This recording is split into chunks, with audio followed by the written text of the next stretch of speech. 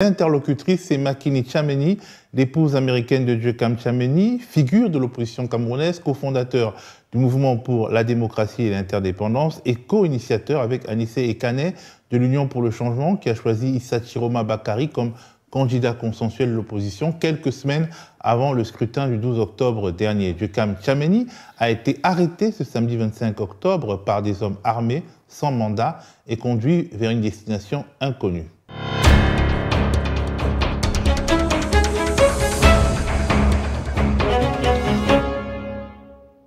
Bonjour Makini Tchameni. Thank you very much for this opportunity. Pouvez-vous nous dire dans quelles conditions votre époux, Djeckam Tchameni, a été capturé? Au Burkina Faso. Je n'étais pas à mon domicile lorsque celui-ci a été pris d'assaut par des éléments du BIR, de l'armée et de la police. Plus de 10 personnes sont entrées dans la maison. Elles sont arrivées dans le quartier avec 3 véhicules différents.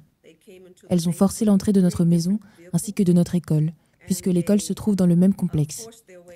Et après cela, dès que M. Tchameni est sorti de son bureau, il s'y trouvait à ce moment-là car il avait entendu le bruit, à peine avait-il franchi la porte que, comme ils avaient déjà enfoncé l'entrée, ils l'ont immédiatement saisi et emmené de force.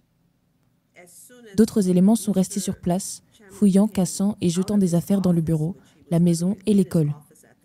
Ils sont même allés jusqu'à pénétrer dans l'internat de l'école où se trouvent nos élèves, et ont pris les ordinateurs de ces élèves, tout en fouillant leurs affaires ainsi que celles des enseignants présents sur le campus.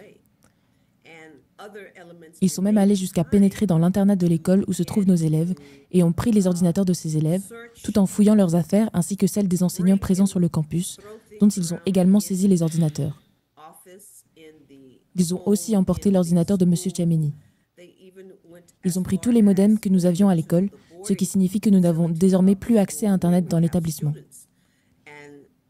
Ils ont également pris notre coffre-fort dans lequel se trouvaient des documents et de l'argent très importants appartenant à l'école, mais aussi des documents personnels essentiels de la famille. À l'heure actuelle, nous n'avons aucune information officielle sur l'identité exacte de ces personnes, car aucun mandat, aucun document ne nous a été présenté. Ils ont simplement débarqué, lourdement armés, masqués et en uniforme. On peut donc dire que nous avons été victimes d'un braquage par une bande en uniforme et que M. Tchameni a été enlevé. Voilà ce qui s'est passé le vendredi 24 octobre. Et est-ce que vous savez où se trouve M. Tchameni maintenant, au moment où nous tournons? Depuis ce matin, je peux dire que tard hier soir, nous avons reçu des informations selon lesquelles il se trouverait très probablement à ce qu'il s'appelle le secrétariat d'État à la défense à Yaoundé. Voilà l'information qui nous est parvenue. Sur cette base, la famille essaye de s'assurer que ces médicaments puissent lui être remis, car il a effectivement un traitement qu'il doit prendre. Nous voulons aussi nous assurer qu'il dispose de ce dont il a besoin dans cet environnement. Mais tout cela reste officieux. Jusqu'à présent, aucun membre de la famille ne l'a vu. Nous avons mandaté un avocat pour le représenter et tenter de le rencontrer, s'il se trouve effectivement dans ce lieu. Est-ce que M. Djeckam Tchameni a été vu par un proche ou un avocat depuis son arrestation? Je ne l'ai pas vu, je ne lui ai pas parlé, et aucun membre du parti politique, le Mouvement pour la démocratie et l'interdépendance, ni aucun membre d'une Union pour le changement ne l'a vu, ni ne lui a parlé. Avez-vous un message pour Paul Biya ou pour les autorités camerounaises en général? Ce que je voudrais dire en ce moment, c'est que le Mouvement pour le changement, le Mouvement pour la démocratie et l'interdépendance a toujours agi de manière pacifique et que tout ce qui a été entrepris l'a été dans le respect des lois du pays et de façon pacifique. C'est ainsi que nous voulons continuer et nous ne voulons pas que les arrestations se poursuivent, car M. Tchameni n'est pas le seul concerné. Nous avons M. Anissé Ekane, nous avons Mme Florence, une autre membre du Manidem qui a été arrêtée. Nous avons également d'autres membres de la communauté au sens large, ainsi que de la société civile qui sont arrêtés, et personne ne sait pourquoi. On pourrait penser que ce type de comportement anarchique appartenait au passé d'un État démocratique, mais il est clair que nous régressons. Nous retournons vers une période barbare de l'histoire du pays, et c'est très inquiétant. Alors, ils nous ont dit qu'ils ont vu des armes chez vous, des armes létales même. Eh bien, je pense qu'en tant que journaliste, ce que j'aimerais vraiment savoir, c'est qui ils sont. Qui sont ces personnes qui disent avoir trouvé quelque chose? Est-ce qu'ils avaient un mandat de perquisition? Alors, ce sont des influenceurs en ligne qui ont affirmé cela. Comme je l'ai déjà dit, Je ne sais pas qui ils sont et je ne savais pas que le pays était dirigé par des influenceurs. Toutefois, je pense que s'il existait un mandat de perquisition et de saisie, ces mêmes personnes devraient être en mesure de présenter ce mandat qui les autorisait à fouiller.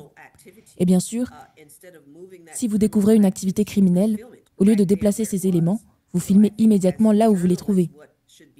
Donc, je pense qu'en tant que journaliste, il faut poser cette question à ces sources qui avancent de telles choses. Pourquoi ne nous montrent-elles pas ce qu'elles disent avoir trouvé à l'endroit même où elles l'ont trouvé lors de leur perquisition?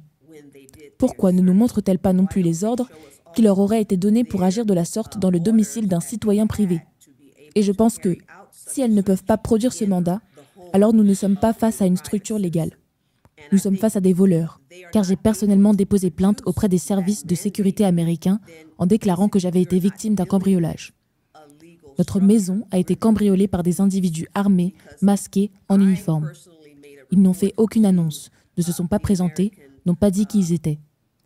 Et pourtant, ils sont venus, ils ont kidnappé mon mari, ils ont pris, cassé et détruit des biens dans la maison et à l'école. Je n'ai aucune idée de qui aurait pu faire cela ni pourquoi. Ils n'ont rien dit. Donc je pars du principe que nous avons affaire à des voleurs, parce que nous avons déjà été victimes d'un vol auparavant. Les agissements étaient identiques. La seule différence, c'est qu'à l'époque, ils n'avaient pas enlevé mon mari ni personne de la maison. Mais ils étaient bien venus, armés, violents, et ils nous avaient volés. Pour moi, il s'agit exactement du même acte aujourd'hui. Je suis vraiment confuse et je ne sais pas qui sont ces personnes qui parlent d'objets saisis dans notre maison. Ils ont saisi et emporté les choses au lieu de montrer aux gens. Ils ont saisi et emporté les choses au lieu de montrer aux gens. Voilà où nous avons trouvé ces objets, dans la maison de Joe Chameni. Rien de tel n'a été fait. Ce n'est pas la première fois que Joe Chameni est arrêté de cette façon. Les fois précédentes, vous étiez avec lui, à ses côtés. On a envie de vous demander, est-ce que vous êtes fatigué de cette vie de combat? Quel est votre état d'esprit? Je dois dire que le mot fatigué n'est pas celui que j'emploierais. Je dirais plutôt que c'est le gouvernement camerounais qui devrait être fatigué de ce genre d'acrobatie, qu'il estime devoir accomplir pour rester au pouvoir. Et bien sûr, cela signifie que ce pouvoir n'est pas légitime. Ils n'ont aucune légitimité. C'est la force brute qui gouverne. En tant que citoyenne des États-Unis, dont les ancêtres ont été réduits en esclavage et continuent de subir des injustices, on nous a appris qu'il faut se préparer à ce genre de réalité. Car malheureusement, ce n'est pas quelque chose qui disparaît simplement parce que nous le voulons. Il faut lutter. Comme nos ancêtres ont combattu et sont morts, la liberté a un prix. Quand on n'est pas prêt à payer ce prix, on ne peut pas espérer obtenir la liberté. Heureusement pour nous, nos ancêtres, en Afrique comme ailleurs, ont constamment payé ce prix pour que nous ayons ce que nous avons aujourd'hui. Et je ne vois aucune raison pour laquelle nous n'aurions pas, nous aussi, à payer un prix afin que nos enfants, nos petits-enfants et leurs descendants puissent avoir une meilleure vie. Madame Chameni, est-ce que vous avez un message pour les Camerounais qui sont en lutte maintenant?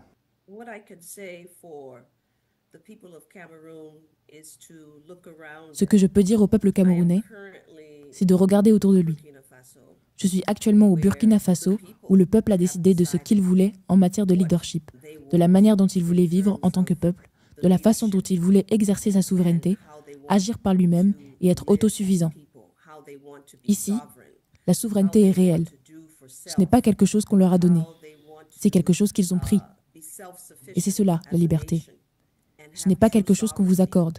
Mes ancêtres n'ont pas reçu la liberté dans les Amériques, ils l'ont prise.